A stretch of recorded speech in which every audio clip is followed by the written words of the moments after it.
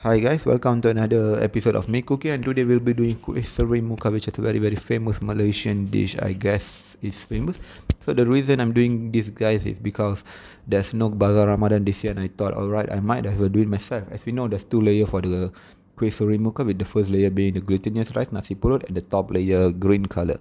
Okay, and beforehand, rinse the glutinous rice for 4 hours, and once it's rinsed for 4 hours, rinse off the water and place the rice in a plate, and also make sure that the plate is wrapped with plastic and place 2 knot of pandan leaf below it. For this we'll be using diluted coconut milk, guys, and add in about a pinch of salt for in the diluted coconut milk, and pour it on top of the glutinous, and make sure when you're pouring it, remember to pour slightly above the glutinous rice level.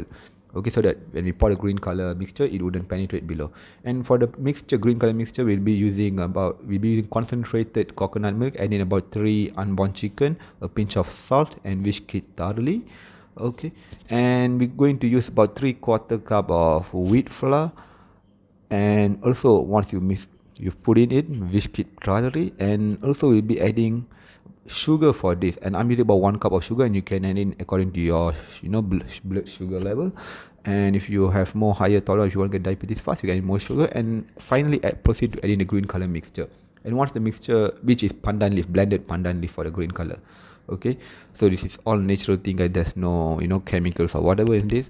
And take a frying pan and pour in the green color mixture, and heat it up in slow fire till there's whip.